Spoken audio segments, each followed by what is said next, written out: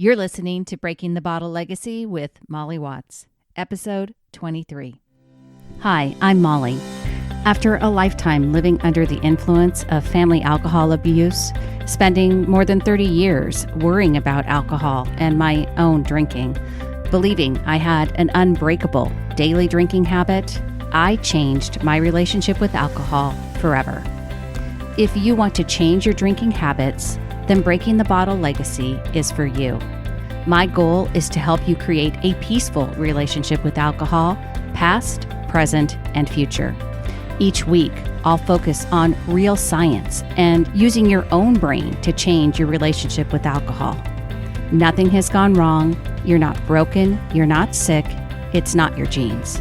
And creating peace is possible. I'm here to help you do it. Let's start now. Well, hello and welcome, or welcome back to Breaking the Bottle Legacy with me, your host, Molly Watts, coming to you from, well, it's been a pretty spectacular day here in Oregon. I'm recording later than usual, late in the afternoon, had a full day of work and rushed home, and really excited to share this interview today with you. It is with Nick Allen and Ian Anderson, and Nick and Ian are the co-founders of Cutback Coach. So Cutback Coach is a wellness app, and they are creating basically a service for people that helps them focus on mindful drinking rather than an all or nothing approach. And it's a behavioral psychology-backed system, and it provides everybody with their own personalized plan that is catered to their lifestyles, habits, and individual goals. I've been using Cutback Coach. It is a text-based system, which I really love and appreciate. And so I was super excited to get to talk to Nick and Ian. Nick comes from a background where both of his parents were in recovery from addiction. So it very much shaped the way that his own view and his relationship with drinking began from an early age. Ian actually has had a family that's been severely impacted by alcohol for generations. In fact, he lost his own mother to alcoholism at the age of 11. So both of these guys share a background with having a family with alcoholism in it, which of course resonated with me. And the idea that they've come up with this really intuitive and useful and motivated system that doesn't require you to quit drinking altogether, but makes those decisions mindful is exactly what is so important to me. So I just loved getting to talk to them. I can't wait to share Cutback Coach with you. And so here is my conversation with Nick Allen and Ian Anderson. Hey, Nick. Hey, Ian. Thank you so much for being with me today and taking the time to talk to Breaking the Bottle Legacy. I really appreciate it. Hey, thank you so much for having us. We're excited to be here. Awesome. So in the introduction, I kind of gave just a brief overview of who you guys are and Cutback Coach, but I want to dig deeper and I want to talk a little bit about the backstory as to why. I mean, there's apps. There's a lot of apps, right? So tell me why you guys decided to start Cutback Coach, and what about the backstory and the history behind that for both of you that made this project worthwhile? Yeah, absolutely. So I'll start. This is Nick Allen. I'm the founder and CEO of Cutback Coach alongside Ian Anderson. So alcohol has, and my family have kind of a long history, and this is something that goes back for me, to my parents ultimately. I actually grew up in a household where both of my parents were in recovery from alcoholism for most of my life. Okay. And actually have been in AA for more than 30 years and decided, pretty early on in my life that alcohol didn't have a place in their lives, and made a choice that really profoundly affected my family in choosing to give up alcohol completely. Mm-hmm. And what that meant for me was, when I grew up and was kind of starting to explore my own relationship with alcohol, rather than kind of inflict on me or try to kind of push me towards the same path that my parents took, instead, they really helped me to understand my own risk factors when it came to alcohol, and a lot about their story around kind of drinking and the relationship that they had with drinking when I was a child and when my sister was growing up. And for me, that really instilled in me early on this idea of keeping alcohol front of mind as I explored my own relationship, and making sure that it was something that I was being proactive in managing and keeping tabs on, so that it didn't become a problem in my life. And so I like to think that my journey to founding Cutback Coach was really forged in this, 10-year plus now experience of kind of exploring my own relationship with alcohol, realizing that I do enjoy it and I didn't have a desire to cut it out of my life entirely. And sobriety has never really felt like the right path for me. But that there was an opportunity for me to kind of be mindful and intentional about the role that it played in my life. And so for me, despite not wanting to, take this path of kind of all or nothing, I have recognized my own kind of tendencies around drinking, and I have had times certainly where I've overdone it. And it felt like to me something that was a real opportunity area to manage in the same way that I've learned to kind of manage things like my diet and my exercise routine and my mindfulness routine, to be proactive in kind of keeping tabs on and developing systems around my drinking so that it stays on my terms and it stays kind of in a comfortable place in my life. So it's been a long journey to getting here, to building a service that I believe can help millions of folks who, enjoy drinking and maybe don't want to quit entirely, yet who nonetheless, have an opportunity to change the role that alcohol plays in their lives in order to improve their overall health and wellness. And that's really what Cutback Coach is setting out to do. That's awesome. And my co-founder Ian has a kind of related story around kind of his family's history with alcohol, and so we found each other kind of in this shared story. And I'll let him share his story as well. Awesome, Ian. Let's hear it. Yeah, hi. It's great to be here. My name's Ian Anderson. I'm a co-founder of Cutback Coach as well. So there's not really two ways about it. I had a pretty intense and traumatic experience with sort of alcohol in my family when I was a child. I think it's kind of worth noting, I grew up with identical twin brothers. So people out there that kind of like understand how much that can lead to like sort of a protective barrier that we had that kind of helped us through this. But essentially, probably around the time that I was 5 or 6 or 7, my father started drinking more heavily. And it went from, the way he describes it, 6 beers a night to 7 to 8 to 12 over time. And he was in construction. So, he would just go grind all day and come home and make this his pattern that he got into and couldn't really pull himself out of very easily.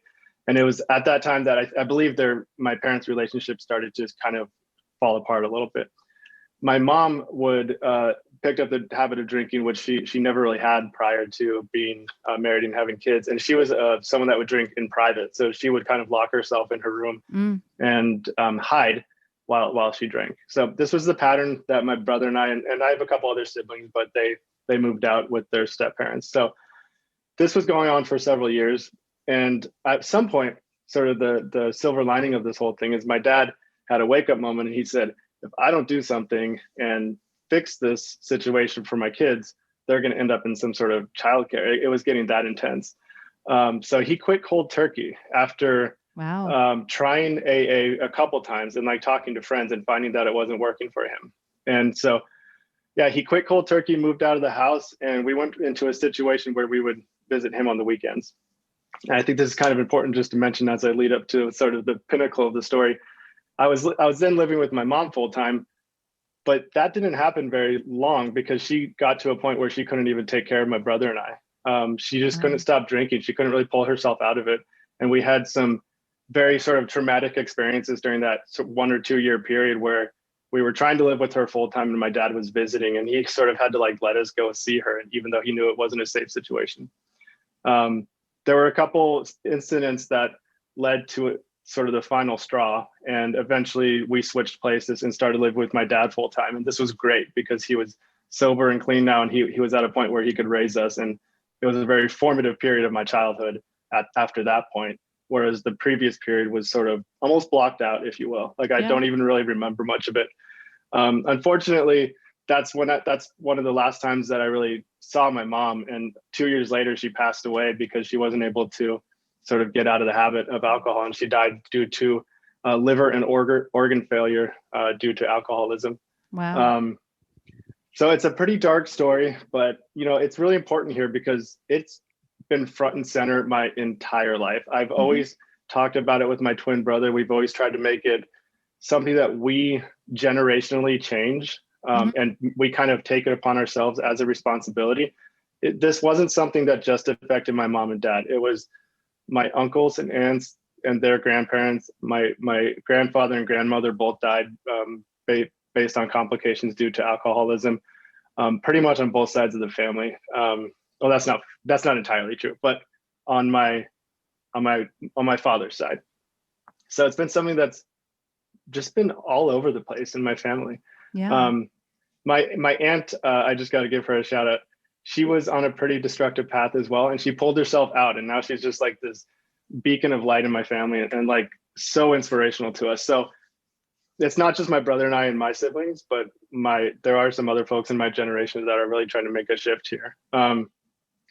So interestingly, when Nick came to me with the idea of Cutback Coach, to bring it full circle, I never thought I'd have the opportunity to help build a company to help millions of people with an issue that has so deeply affected my life. So it was an obvious, like, yes, I'm totally into this. I really want to do this. I'm really excited. And I get to work with Nick, who I've known for years, and we get along really well. And that's sort of the backstory. And we use that.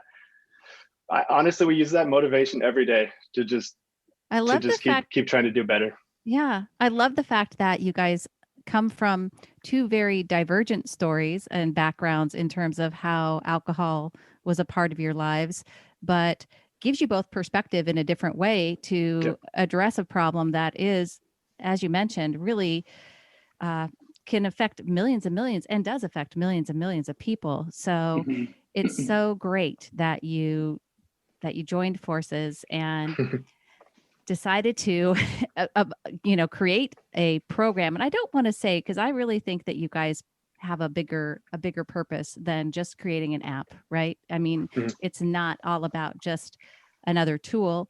But let's talk about the nuts and bolts of Cutback Coach, because it's an important part of it. And I'm involved with moderation management, and you guys are partners with moderation. And I was just talking to somebody today about recommending Cutback Coach as a tool. It is fundamentally something that helps people both plan out a goal for the week and then track how they do against that goal. Correct?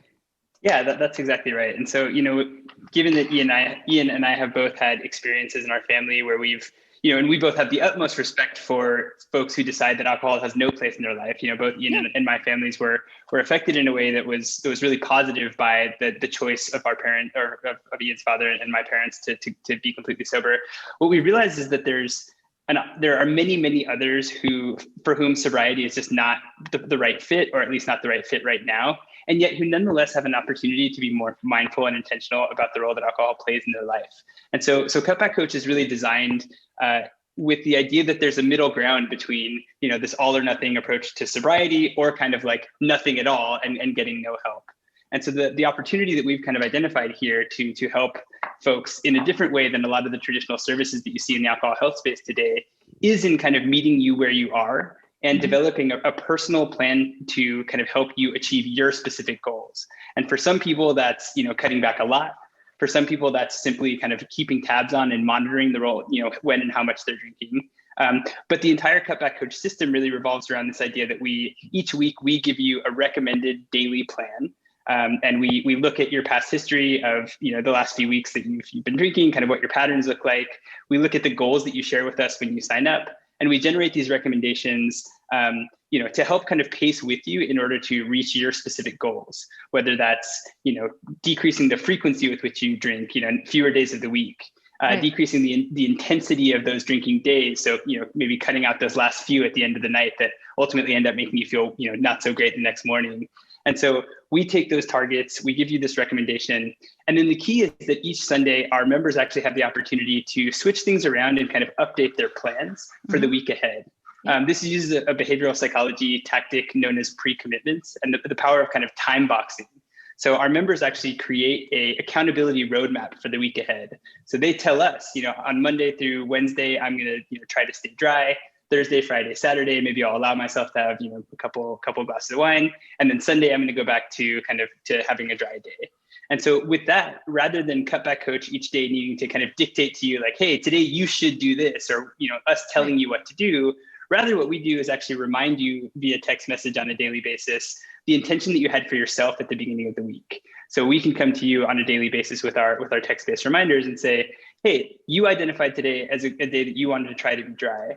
And so let's kind of work on kind of keeping that intention. Mm-hmm. And so the idea is that you have this roadmap that you set up front. We give you these daily reminders to help you keep accountable to that plan that you've made for yourself. And then I think one of the things that's kind of fun about the Cutback Coach system is that you actually track your drinks in real time via text message. So instead of actually having to go and remember to find the app on the third page of your home screen and go in and kind of enter your numbers as you're drinking, we have this really low friction path to tracking and engaging with us, which is as simple as texting a friend. So you can send us a little wine glass emoji to text a glass of wine, or the word wine if that's easier for you.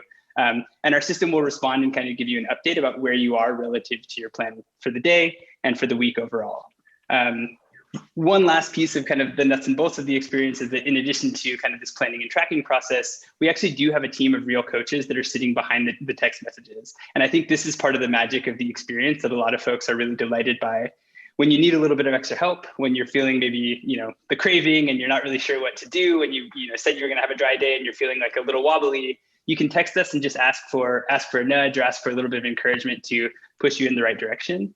And we've got a trained team of real people who will kind of jump into the conversation thread, again, all via text, and help kind of, coach you towards the directions of staying accountable to your goals.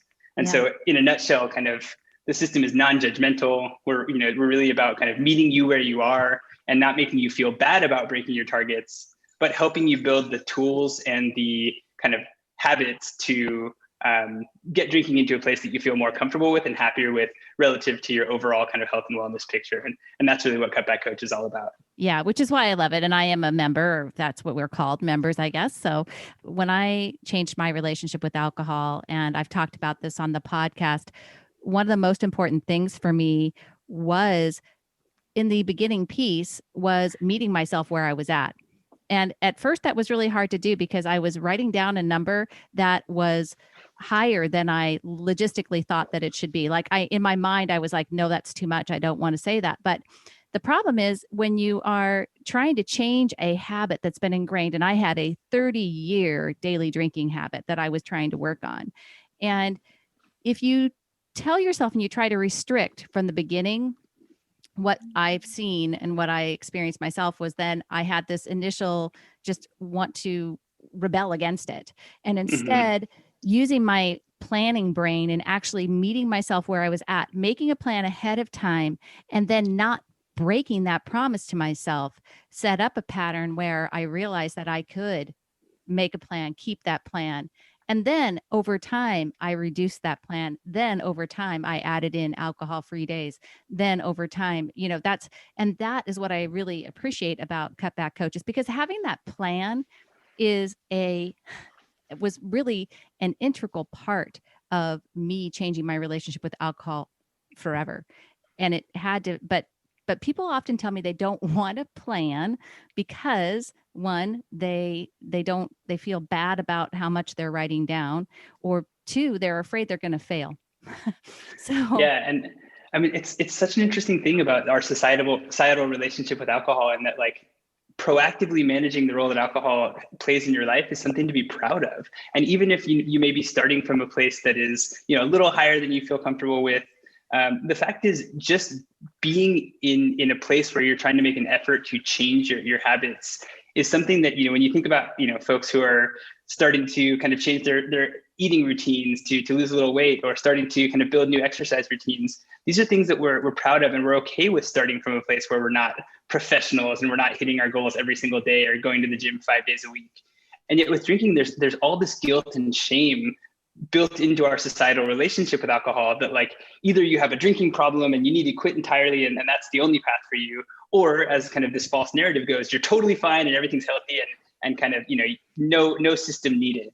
And the fact is, it's not something to be ashamed of to want to have a system and to start working towards making a change. And we have to start somewhere. And so I had the exact same experience. I started really slow in my own experience with Cutback Coach as I was developing the system, just kind of logging and making sure that I had an understanding of where I was with my habits. And then it became easier and easier to build new routines around, when those days were going to be that I just knew, every Monday through Thursday, like those are just days that I don't drink. And it becomes a lot easier to do that once you've kind of got this routine built in and a system to help you kind of, adapt, reflect, and optimize that routine to best fit your lifestyle over time. Yeah.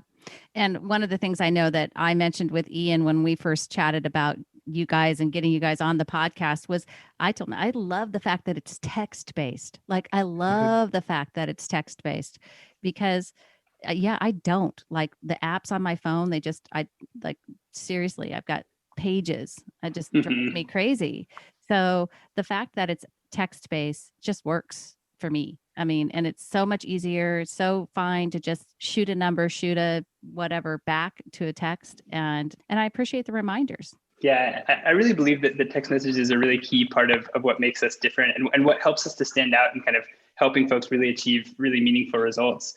When we look at a lot of the other kind of habit apps, not just in alcohol, but across kind of diet, fitness, mindfulness, I think where a lot of these apps fail is that folks just fail to actually build the habit around using the app in the first place before they ever start making progress towards the target habit that they're seeking to change. And so by meeting our customers in their text message inbox, we're kind of latching onto a habit that everyone already has, which is checking your text messages a bunch of times a day.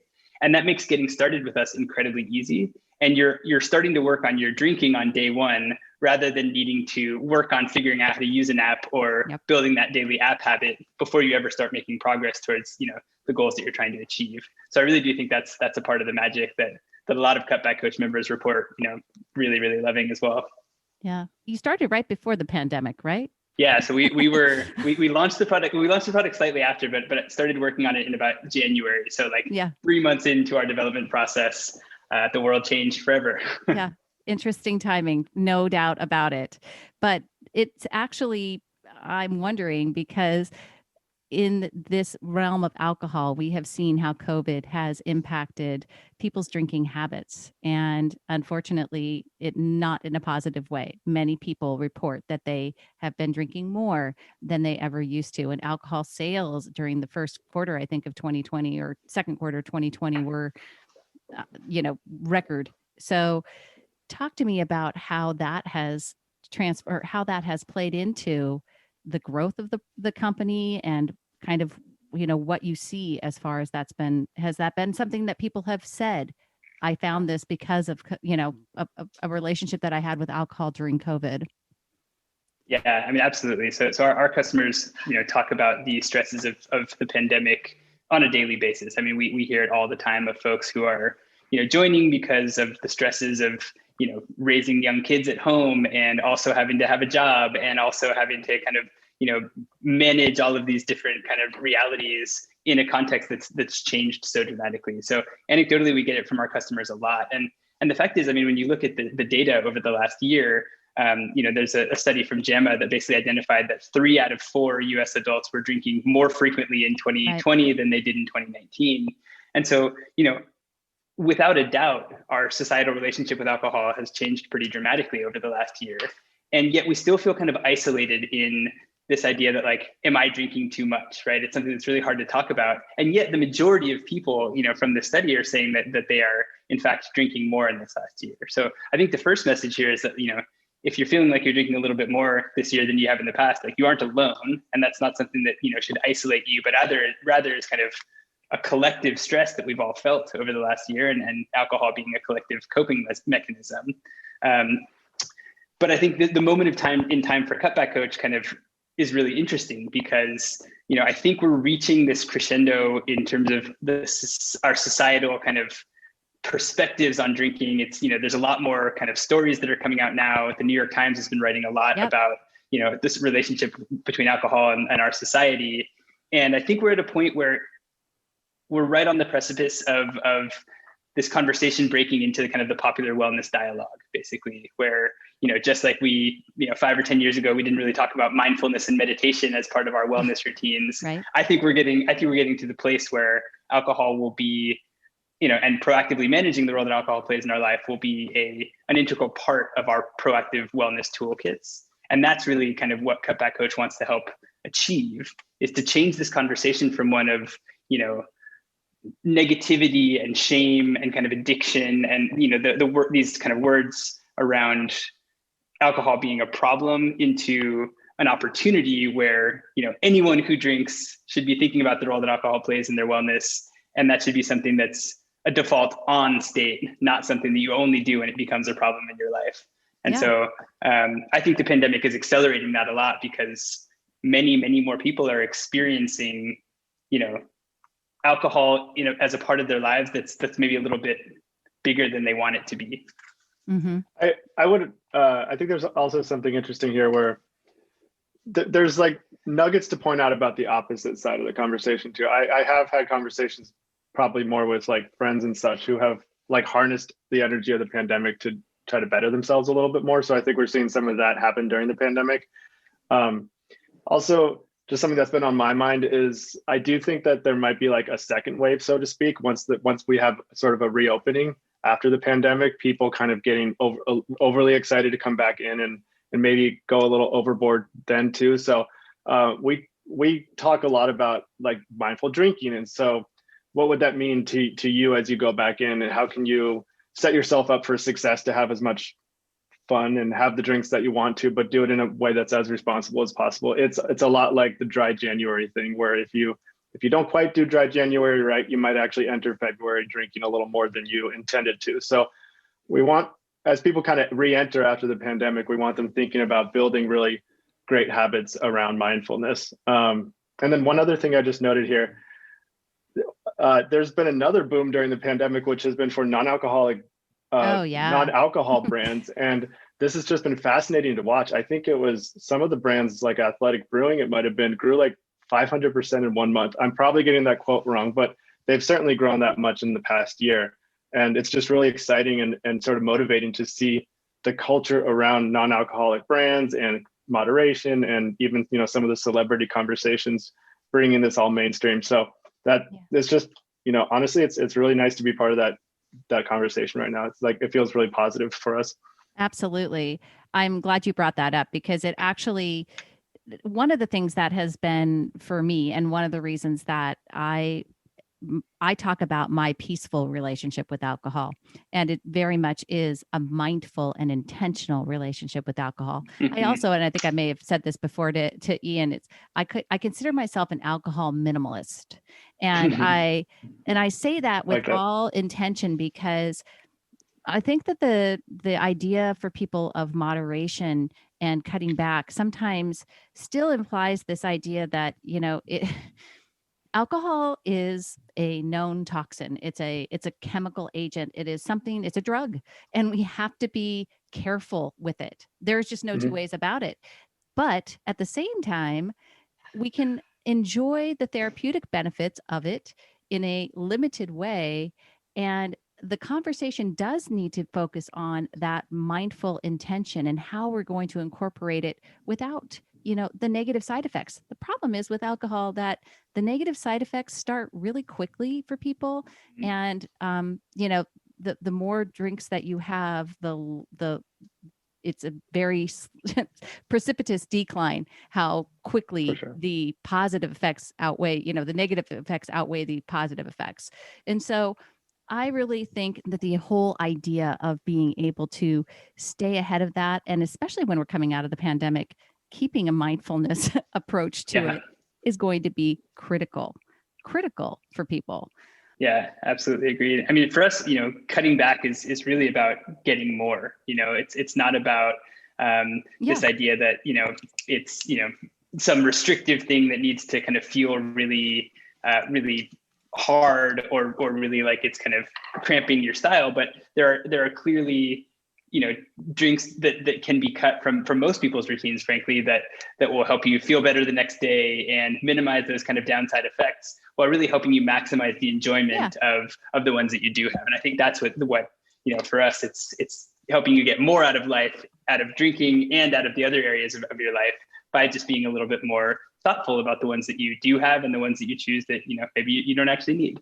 Yeah, exactly. And that's maximum enjoyment, minimal, detriment. Absolutely.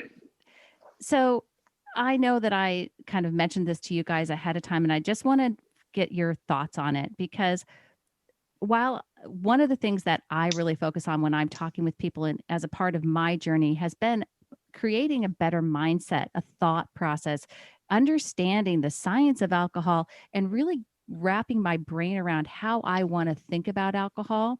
So while I think Cutback Coach is a wonderful tool for a part of changing my relationship, one of the things that has been really pivotal for me, like I said, is changing how I think about alcohol in the first place. So reframing it so that I'm not looking for it to relieve anxiety, understanding that actually drinking more than just a drink after work can actually have a rebound effect and raise anxiety because of the chemical impacts in the brain.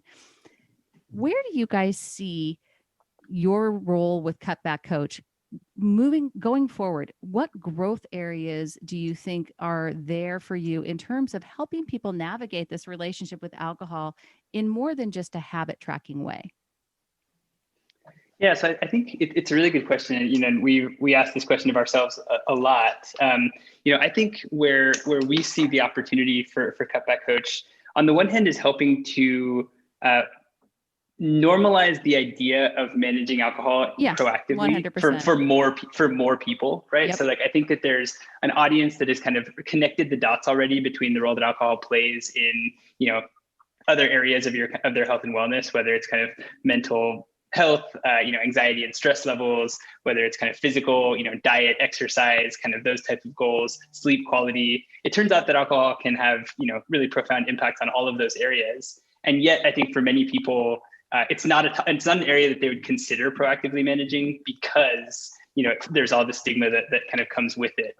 And so I think our the big opportunity area that we see is kind of opening this category to more people and helping them to understand the role that alcohol plays in their health and wellness. And I think so that's kind of a little bit of what I would consider category expansion, if you will, in terms of broadening this definition of people who are managing their alcohol proactively away from any kind of semblance of the problem drinking persona, which I think is a really problematic word in general, and we really try and stay away from that. So I think that's one area. In terms of kind of how we help folks understand and change the role that alcohol plays in their life and change their thinking around drinking, I think that the coaching component of our business becomes really interesting there. So yes, we've got a tracker. Yes, we're going to show you things like insights and stats around how your drinking has changed over time and what that means for your health and wellness. But the other piece that I think makes us really different is that we actually have humans behind the system there to help kind of coach you through these difficult moments. There to help you kind of reframe, that stress drink at the end of a hard day and maybe try and kind of avoid that one so that you can, more enjoy the celebratory, positive role that alcohol can play in your life. And so we do this a lot. We work with folks, on a daily basis who are, realizing that they don't really want to drink, but that their habits really drive them towards drinking. A really common one being you finish work and the way that you transition from work into home is you pour that glass of wine. Or we get a lot of folks saying I drink when I cook dinner and that's just what I do.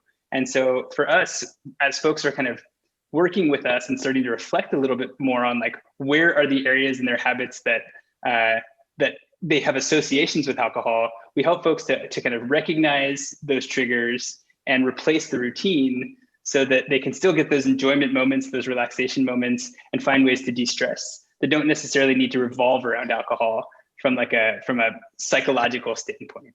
Yeah, I love that. Absolutely. Well, that's the bottom line is bringing more of this to the conversation. And I really appreciate the whole attitude that making it something that is just normal, right? I talked to Dr. David Nutt, UK scientist, very well known, and wrote this book called Drink, the New Science of Alcohol in Your Health. And he basically says that, just like your blood pressure, just like your cholesterol, you should know how many drinks, right? And it's just kind of that simple. There's no judgment applied to it. There's no negativity, but you pay attention to it. You're just mindful about it. And I want people to hear this, that listen to this show, that's possible for all of us. It is. It's absolutely possible. And it doesn't have to be painful. And it doesn't have to be stressful, and it doesn't have to be a real, negative, unenjoyable thing. It's actually really cool, and it's actually fun, and it's actually just like everything else that you're talking about. It opens up your life. I don't find counting or managing or thinking about it restrictive. I find it empowering. I totally agree. And I've had the very similar experience in kind of my own kind of experience with the product and with this tracking is once you get to a place where you have it locked in and you've got your patterns and you start to see and feel those changes, I mean, it makes a world of difference. And I just feel totally comfortable with my relationship with drinking now, with the result of being able to kind of, have this structured system to help along the way. So that's really what we're hoping to help as many people as possible to achieve. Perfect. You guys, I love this. I am super excited to share this with my community. I'm going to put links to Cutback Coach in my show notes so you guys can find this, and just really encourage everybody to check it out. It's a wonderful, easy to use tool for helping you change your relationship with alcohol and just to get more mindful about it, which cannot be a bad thing for anybody that's listening to this show. They hear me say it all the time. And that's really what I want you to do, is be thinking ahead of time, making a plan ahead of time, setting yourself up for success. And with Cutback Coach, it's going to be all the easier, just having the support and having a coach behind you, somebody that's going to even give you some positive encouragement along the way. Yeah, we really look forward to working with all of you, and you can do this. It's something that we can all improve in our lives, and it's something you absolutely can do. So we look forward to working with you. Awesome. Nick, Ian, I really appreciate you taking the time, and I can't wait to see where Cutback Coach goes in the future. Thanks so much, Molly. All right. Thanks so much for having us. Thanks, you guys. Thank you for listening to Breaking the Bottle Legacy. This podcast is dedicated to helping you change your drinking habits and to create a peaceful relationship with alcohol. Take something that you learned in today's episode and apply it to your life this week. Transformation is possible. You have the power to change your relationship with alcohol now. For more information, please visit me at www.mollywatts.com.